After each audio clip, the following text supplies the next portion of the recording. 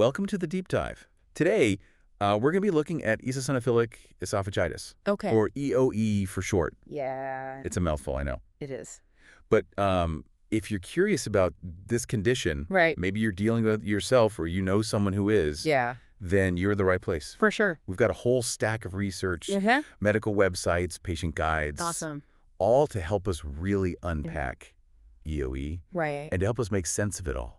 Yeah. We have an expert in gastroenterology here with us today. Happy to be here. All right, let's jump right in. Sounds good. I think a lot of people hearing eosinophilic esophagitis Right? for the first time might be wondering, Yeah. what even is that? It's a great question. It is a great question. EoE is a chronic condition where a type of white blood cell Okay. called eosinophils Mm-hmm. builds up in your esophagus. Ah, You know that tube that carries food from your mouth to your stomach? right, like a food highway. Exactly. Yeah. But why are too many eosinophils a problem? So think of it this way. Okay. When your body senses something that it thinks is harmful, Uh-huh.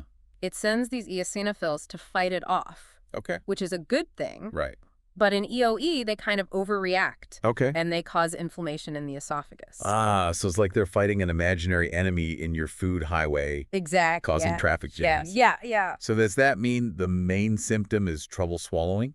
Exactly, yeah. That's one of the biggest red flags for EoE. Mm-hmm. But here's where it gets tricky. Okay. The symptoms can actually mimic other conditions, Oh, no. like acid reflux or GERD. Oh, okay. So that can make it tough to pinpoint EoE right away. So it's like a bit of a medical mystery. You could say that. Okay. Yeah, to add another layer. Uh-oh. The symptoms can actually vary a lot depending on your age. That's interesting. Okay. Yeah. So what should parents be on the lookout for with their babies or toddlers? So for little ones, you might see things like frequent vomiting, Okay. refusing to eat, Yeah. or even having trouble gaining weight. Mm-hmm. They're just not growing and developing as expected. Makes sense. Yeah, It must be so worrying for parents when their kid isn't eating. absolutely. So then what about older kids and adults? How does EoE usually show up? Well, as we mentioned, difficulty swallowing, it's Okay. a common one, Uh-huh. especially for older children and adults. Right. They might also experience heartburn, chest pain, Okay. or even abdominal pain. So it really does mimic those GERD symptoms. It does, yeah, Makes it tricky. it does. And in more severe cases, you said food can get stuck. Yeah, so in more severe cases, Good. food can actually get completely stuck in the esophagus. Oh, wow. We call that food impaction, I- and it can be a medical emergency. That's scary. Yeah. You mentioned food getting stuck. Yeah. Does that mean people with EoE have to be super careful about what they eat? Yeah, you're right on the money there. Okay. EoE is often triggered by an allergic reaction in the esophagus. Okay. Certain foods are common culprits. Okay. Like dairy, eggs, peanuts, tree nuts, seafood, soy, and wheat. So many. Yeah, we call them the big six. The big six. Yeah. I've heard that term before. Yeah. Like the A-list of food allergens. Exactly. But doesn't that make meal planning really difficult? It definitely can be. So we've talked about EoE being linked to allergies. Yes. Is it similar to other allergic conditions? There's definitely a connection. Yeah. People with EoE are much more likely to have other allergies, Okay. like asthma, hay fever, eczema, or food allergies. Okay. And interestingly, having a family history of EoE also seems to increase your chances. Oh, interesting. Uh, It's like all these allergic conditions are part of the same puzzle. yeah, they do seem to be connected. So let's say someone suspects they might have EoE. Okay. What's the first step? The most important thing is to talk to your doctor. Okay. They'll ask about your symptoms, medical history, Mhm. and if they suspect EoE, they'll likely refer you to a gastroenterologist, Okay. a doctor who specializes in the digestive system. That seems logical. Mm-hmm. And what happens at the gastroenterologist's office? So the gold standard for diagnosing EoE is a procedure called Oh boy, here we go. an esophagogastroduodenoscopy, Yeah. or EGD for short. EGD. Yeah. Another mouthful. I know, right? It might sound intimidating, but it's really not that bad. The doctor uses a thin, flexible tube with a camera on the end to look at the lining of your esophagus. And you're under anesthesia, so you won't feel a thing. So they can actually see if there are any changes in the lining. Exactly. So it's like a little peek inside the food highway. That's a great way to put it. I want to loop back to something you mentioned earlier Okay. about those rings in railroad tracks. Yes. What exactly are they? Yeah, so those are some classic signs of EoE that Yep. we often see during an endoscopy. Okay. What exactly are they? They are visually striking. Okay. So rings refer to those circular bands or indentations Okay. that can form in the esophagus. Okay. And railroad tracks are the whitish lines that can appear Okay. along the length of the esophagus. Okay. Both are caused by inflammation and scarring. So they're like the telltale footprints EoE leaves behind. Exactly. Okay, great. Strong indicators that something is going on Gotcha. and warrant further investigation. And during the EGD, Mm-hmm. the doctor can also take tiny tissue samples, biopsies. Right. Yeah, these are examined under a microscope Yes. to look for those telltale eosinophils. Exactly. So it's like a two-part detective mission. It is. First, a visual inspection. Yes. Then checking for those microscopic clues. Exactly. And if they find those eosinophils, that confirms the diagnosis. It does. Okay, great. Now, once EoE is diagnosed, the focus shifts to treatment and management. All right, so let's talk about treatment. Yeah. What are the options? So typically, treatment involves a two-pronged approach. Okay, Medications and dietary changes. gotcha. Sometimes both. Makes sense. All right. Yeah. Let's start with medications. Okay. What kinds of drugs are typically used for EoE? So one option is corticosteroids, Okay. which are powerful anti-inflammatory medications. Yeah. They can help reduce the inflammation in the esophagus. Right. Sometimes proton pump inhibitors are used as well. PPIs. Yeah. Aren't those typically used for acid reflux? That's right. Oh, interesting. Yeah, they're more commonly known for treating acid reflux. Okay. But in some cases of EoE, Uh-huh. they can be helpful. So it's like a 2-for-1 deal, it can be. tackling reflux and EoE. Yeah. What about those newer medications we hear about, like biologics? You're talking about a newer class of medications called monoclonal antibodies. Okay. These are becoming increasingly important in treating EoE. Hmm. They work by specifically targeting the inflammation involved Wow. in EoE. Okay. And in fact, the FDA has approved one specifically for EoE Oh, wow. in patients 12 years and older. That's good. Yeah. So Yeah. let's talk about these new treatments. Okay. First up, Dupixent. So this is exciting because Yeah. Dupixent is actually the first FDA-approved treatment specifically for EoE. Wow. So it doesn't just mask the symptoms, it goes right to the source of the inflammation. So it's not like just taking a painkiller to cover up the problem. It's that. It's more like Yeah, getting rid of what's causing the pain in the first place. you got it. Okay. Imagine your immune system is sending all these signals that are telling your esophagus to stay inflamed. The Dupixent blocks those signals, Gotcha. like cutting off the communication lines that are fueling the fire. Okay, now I'm starting to get it. Good. So how soon can someone expect to see results? Well, the clinical trials showed people started feeling better Mm. with their swallowing within 4 to 8 weeks. Oh, that's pretty quick. But it is recommended to stay on the treatment for at least 16 weeks Okay. to really see how well it works. Makes sense. If you don't see any improvement after that point, Yeah. talk to your doctor about maybe trying something else. Right. Yeah, But we can't ignore the cost. true. The source said that the average price for a 30-day supply of Dupixent is over $5,000. Oh, wow. That's a lot of money. It is a lot. And even though most insurance plans cover it, More than 80%? there are usually restrictions. Yeah, you're going to want to check your specific plan, Right. see what it covers. And are there any financial assistance programs available? Good point. Yeah, definitely check that out. Good advice. Yeah. And what about side effects? Sure. The source mentioned injection site reactions, eye problems, even infections. Right. That's kind of scary. It's important to remember that everyone reacts differently to medications. Right. Some people might just have some mild discomfort, Okay. while others might have more noticeable issues. Okay. The key is to know the risks Uh-huh. and talk to your doctor about any concerns.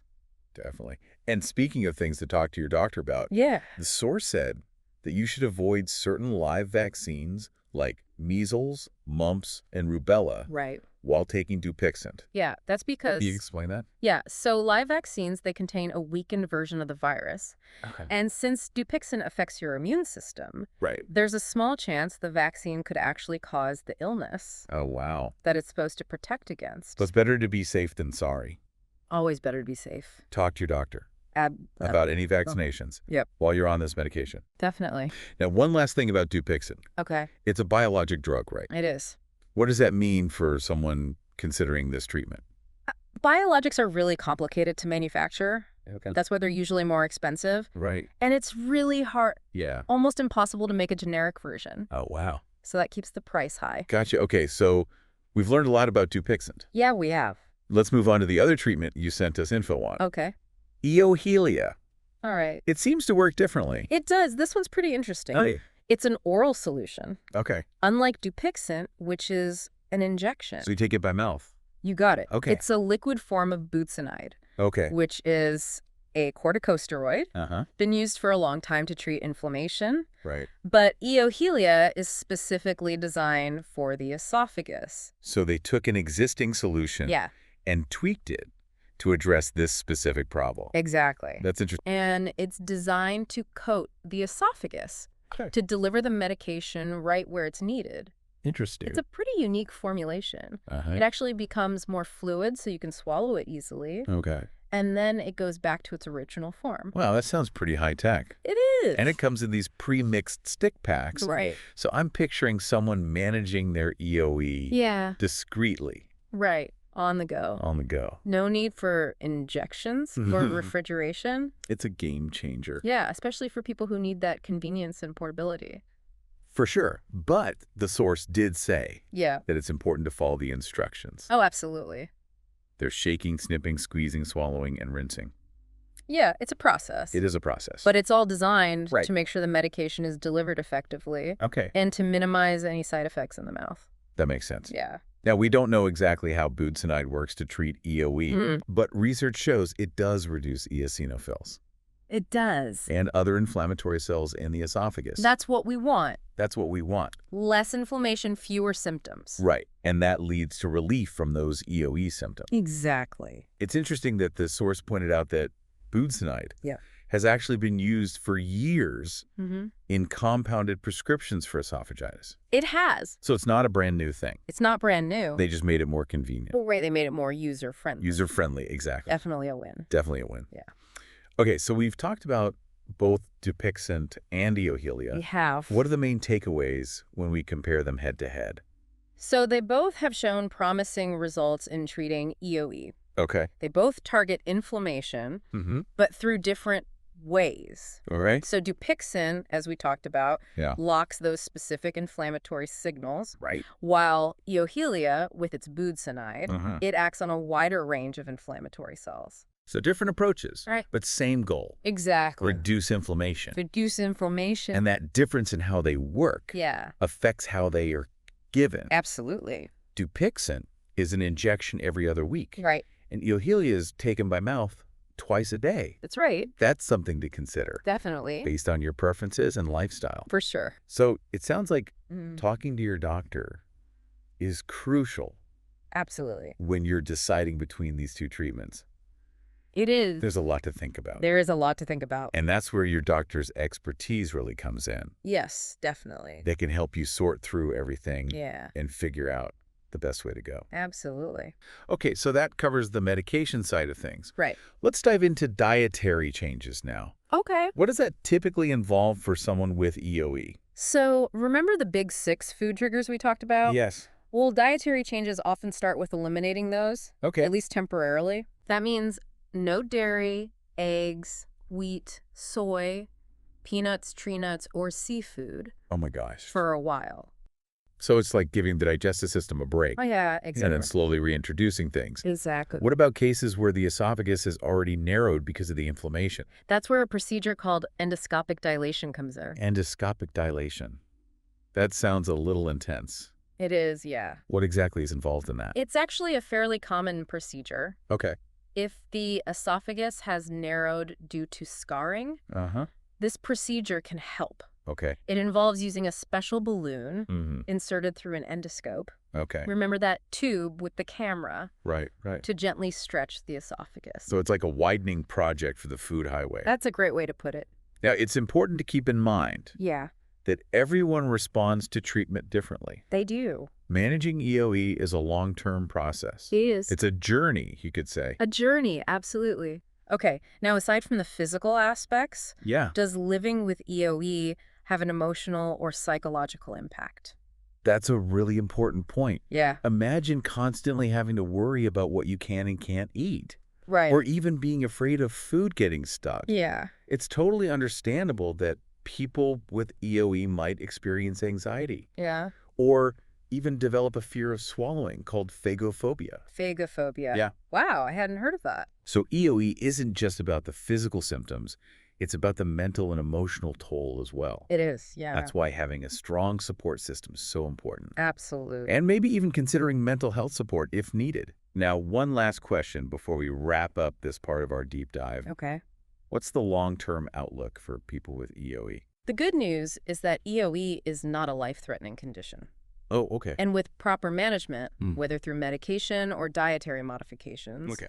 many people can live completely normal, healthy lives. That's definitely reassuring to hear. Yeah. But does having EoE put you at a higher risk for developing other conditions? That's a great question. Yeah, like cancer, for example. So EoE actually does not appear to increase the risk of esophageal cancer. Oh, okay, that's good. Yeah. And it's also important to note Mhm. that EoE is different from a condition called eosinophilic gastritis. It is. They both involve eosinophils, Yes. but EoE affects the esophagus, Right. while eosinophilic gastritis affects the stomach. Exactly. So two different conditions. Completely different conditions. Two different parts of the digestive system. Yes. This has been so informative. It's been great. For those who are newly diagnosed, Okay. what advice would you give them?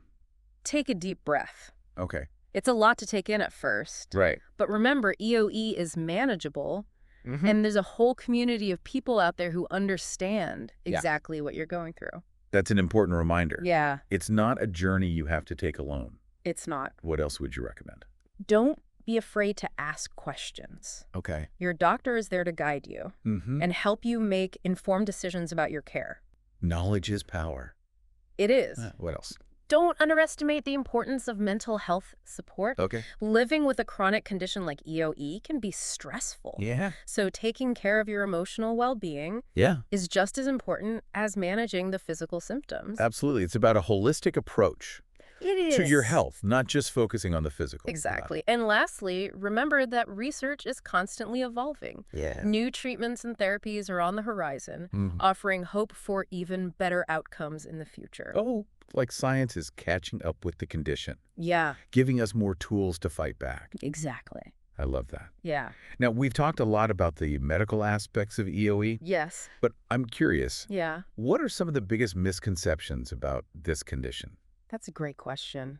A common one is that EoE is just a fancy name for acid reflux. Okay. While the symptoms can be similar, Right. they are distinct conditions Right. with different underlying causes Okay. and different treatments. So it's not just a matter of popping an antacid and calling it a day. Exactly. What else? Another misconception is that EoE is something you can just grow out of. Oh, okay. Unfortunately, that's not the case. Right. It's a chronic condition Yeah. that requires ongoing management. Okay, so no magical age where it just disappears. I wish. Yeah. And here's another one I often encounter. Okay. The idea that EoE is solely caused by food allergies. Okay. While food sensitivities are a big factor, Right. there are other things at play too, Okay. like environmental allergens, even genetics. So it's like a complex web of factors. It is. Okay. Yeah, debunking these misconceptions is really important Yeah. so that people with EoE can get the right diagnosis and treatment. So it's about raising awareness and educating both patients and healthcare providers. Absolutely. The more we understand about EoE, Yeah. the better we can manage it. Okay, we've covered a lot of ground today. We have.